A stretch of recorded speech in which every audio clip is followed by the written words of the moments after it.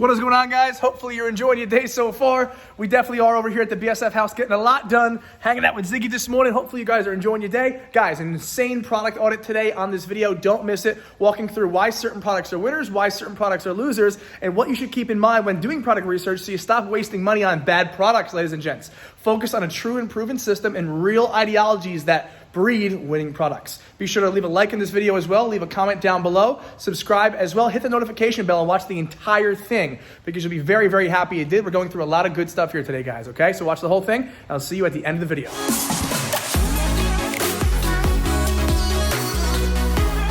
Alrighty, ladies and gents. So what we're going to be doing today is actually having a full-on product audit. Okay, this product audit is going to be very, very informative. Okay, and if for any reason you struggle with product research, or you have struggled with product research, or you're currently struggling with product research, or you feel like you will as you progress into product research, or even if you're still testing or still scaling, okay, and building a brand, product research is always at the forefront of importance as you're an e-commerce entrepreneur. Especially being in the business that we're in, ladies and gents, it's so important that you understand how to look at products, how to really break down and angle them for your strategic marketing angle, how to know when to say no to a product, and what certain actual points and differentiators to look at when choosing a product as well. All of these things are massively, massively important. First and foremost here, you guys can see we have a winter coat. Okay, this winter coat looks like it has fox fur on it, right? Fake fur on it. Okay, it looks pretty trendy, and overall, it has a thick kind of look and feel to it. What are your guys' thoughts on this product down below? Is this something that we would want to market? What are the main angles here? And is this something that would work? In my eyes, okay, whenever we're looking at a piece of clothing, okay, we're going to go ahead and say, hey, we have to find a differentiator. Okay, we also have to find the reason why someone would buy this specific product. With clothing and apparel in general, I've sold so many pieces of clothing, apparel, hoodies, jackets, coats, scarves, beanies. It's important to understand how we look at apparel, comparing it to a different product, that has these uses, like something like this remote control car. Okay, so Nuno says, doesn't seem a differentiator. Okay, Dean says, seems a bit generic. Not sure if this would be available in stores. Absolutely. Good points here. Now, also, Ben says, I saw a ton of search activity for winter stuff and staying warm in US. Absolutely, Ben. Spot on, my friend. Nuno says the material appears to be high quality. Correct. Yannick says it is the same as a other jacket. All of these points are great points here. Okay, Ben says fashion angle potential. Yes, Ben, you're on the money there. You're hot, Ben. Okay, Wendy says definitely trendy. I see people wearing this. Absolutely. Okay, now let me break it down for you guys. Okay, let me go on AliExpress and show you guys a product that's very similar to this, that we've done $30,000, $40,000 a day plus with several times. So this specific item, okay, I sold not too long ago, did great numbers, $20,000, $30,000, $40,000 days. Great. Okay, now this item did very, very, very well. And I'm going to go ahead and explain why. Because this item has difference in the way that it looks, in the way and material that it's made out of. High perceived value, just like this. This item is thicker and will probably keep you more warm than a thin coat, okay? Also because it's thicker, giving it a higher perceived value, which makes you believe it costs more money. This item here has a different look, more of a trendy look that was in and hot really in like 2019-ish, okay, into 2020. This specific item was very, very hot during that time. What's hot now? Fox fur is extremely hot. People wearing these types of actual clothing, not real fur, okay, because that's taboo, but fox fur, fake fur that looks like the real thing that still carries that high perceived value look, okay? This specific item has differentiation in the material that it's made of, differentiation in the way that it fits, in the way that it looks because of how thick and fluffy it is, differentiation in the actual cost because you're not paying $300,000, $400,000 for an actual fur coat. Okay, you're saving money and still getting that really unique and cool look here. Now let's address the point, the elephant in the room. Justin, can't you find items similar to this in brick and mortar? The answer is yes. You can find coats in brick and mortar, very, very much and so in between. But, okay, items like this specifically, not so much, okay? You're not gonna be able to find something that's cost effective, something that looks as good, okay, has high perceived value and shares similar characteristics to a previous winner. Okay, so my ideology here is saying, yes, it is a bit generic, Okay, yes, it is a bit generic. Okay, but with that being said, these generic types of items, when paired, okay, with high perceived value, okay, when paired with differentiation with the material and the way that it actually wears, you can actually find yourself doing well. Okay, generic items are the ones that will go and get the huge, large 20, 30, 40, 50K day numbers. Okay, because you need a generic appeal, a mass market appeal. So let's not, mistake a generic item with mass market appeal, right? Mass market appeal is great. Being generic, right, is something like this candle, so to speak. Okay, there's nothing unique about it, no differentiation. This is completely generic. So is the coat slightly, but it has differentiation. Okay, in the way that it wears, the result of it wearing it, as well as the material of it as well. Okay, and also being perceived value. We're also going directly into winter. Okay, as well. This item definitely passes, okay, not only because of all those points that we've brought up, but also because of the knowledge that we have of previous items in the same marketplace. Okay, being an e-commerce entrepreneur, you need to go ahead and when you test items, and you also test items that lose, test items that win, don't just say, oh, there it goes. I tested an item, it didn't win. Waste of time. No, use it to make you continually better, a better entrepreneur, a better marketer, a better e-commerce seller.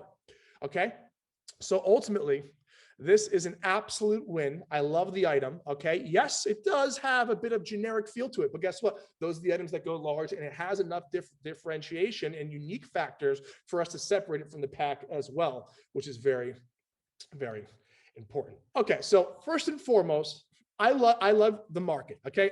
Anyone who's been in platinum for a while, who has worked with us here at BSF for a while, knows I love skincare products, hair oil products.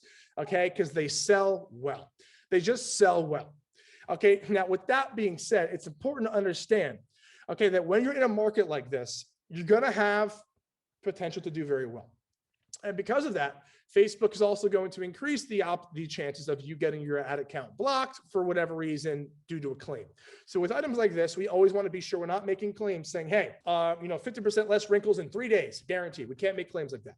We have to give generic claims that give generic ideologies of what the product will and can do. Okay, with that being said as well, items like this will do well and can do very well. Okay, but when having to do with specific items in the skincare niche or the hair oil niche or the eczema niche or the cellulite niche, okay, or the eye wrinkle niche, it's important that you look at the packaging. Okay, the packaging is one of the most important pieces of criterias that we have here. Okay, in the skincare market. We want to make sure that it is representing our brand properly. So this one has a lot of Asian lettering, right? Now, in a lot of the times I've sold skincare products online, I have sold products with Asian lettering on it. Okay, and I've actually done very well with items with Asian lettering on it, but not this much of it.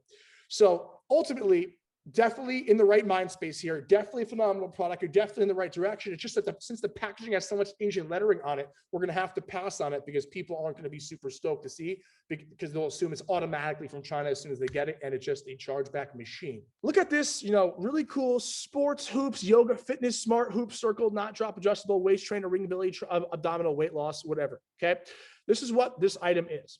When we think and we're looking at this item, the first thing we want to think of, does that differentiation? Yeah. Is there anything in the marketplace that is really better than using this? Okay. Yeah, there is. Okay. So this is meant to be a waist trainer to increase the aesthetic appeal of a waist. Okay.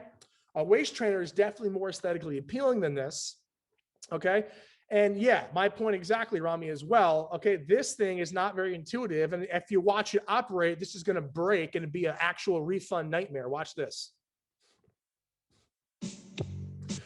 But I see the direction in which we're going. Okay, obviously it's unique. Obviously it's different. It's just a bit too generic.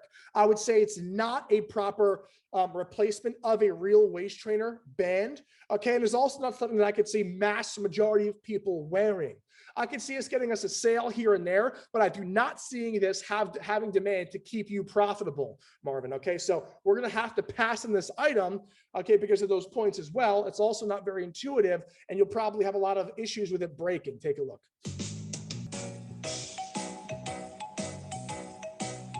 Okay, it's just something that is just not the best solution for the problem at hand. It's a cool kind of attempt at it, but I don't think it would do very well, even though it does have some decent orders and reviews here. Okay, I don't see this being a mass market appeal. I also think it's way too expensive for us to mark up as well. Therefore, I'm going to pass on this specific item for those specific reasons. It also doesn't look too high quality, just like Gina said as well. I love the product. Okay, I think it's cool. I think it's very unique, and it is electric, right? Which means it has that high perceived value, right? The only thing for me, okay, is remember, we are impulse buying, right? We're impulse selling to people who are buying on impulse, okay, quickly. So electric lunchboxes and just lunchboxes in general, and just not even just electric, just lunchboxes in general have been on a downtrend for quite some time, right? And overall, this isn't a straight rice. I mean, it's not a straight actual lunchbox. It's really a rice cooker, right? Ultimately, which is really cool. I just don't see this being kind of a reason for people to stop, scroll, and buy on the spot, right? If you want something like this or need something like this, you're gonna go on Amazon, type it in, rice cooker, right? Electric lunchbox, right? You would know that you would need something like this. It's not something you're going to really buy on impulse like this, okay? Because it's specifically just for rice, etc. So because of the demand of this being low and it's not really a mass market appeal is the major reason, okay, I'd want to pass on this because we want to join markets that do have mass market appeal, where you're not just going to get a few sales here and there, but you get consistent sales to leave it so you're actually profitable. Keep in mind, if an item sells, that's great, but an item has to sell enough over and over again, okay, to actually maintain profitability. So overall, I don't think this item will maintain that kind of profitability due to it not being mass market, okay, more of like a real pinpoint market, and within that pinpoint, people who already know that they'd want something like this and would type it in on Amazon. So for that reason, I would pass on this mod. Does that make sense? Let's talk about the positives though. We are in the right direction. High perceived value, electric. Okay, it looks somewhat expensive. Okay. And it is cheap, which is good. It's just the market that it's in is not going to kind of do it for us. So we're going to pass on this specifically for those specific reasons. Okay. But I love the idea of where you're at here. Let's focus on items in the cooking realm, okay, that are electric and high perceived value, because that's where we want to be, but something with a bit more high demand. Okay, we don't want to go into the market of like choppers, slicers, and dicers, but we want to stay in the market of high perception electric goods that help and proceed within cooking scenarios that aren't so pinpoint, that are more mass market for everyone to use. Not only am I involved in this market, I like to go fishing often and go outside with that. Well, I bring my phone because I can't get away from it for 2 seconds, but I'll go outside and I'll do things like this from time to time. Okay, so I'm aware of the market. Secondly, I'm also aware of the market in e-commerce perspective as well, which means fishing and gear, stuff like this does very, very well in the outdoors niche, my friend. Okay. This is phenomenal. I'll tell you why. Not only does it have great reviews, not only does it have a lot of reviews, not only does it have over 1,000 orders in our threshold, not only is it extremely cost effective, but you, my friend, have phenomenal marketing angle and capability here. Okay. The normal type of like minnow and fish net that you throw in that's like this doesn't have all these holes. It doesn't have like the shape that this one has, resulting in more fish being caught. This is literally a great way to differentiate yourself from all the other nets out there because of the shape of this, okay? And also because of the number of holes on here as well.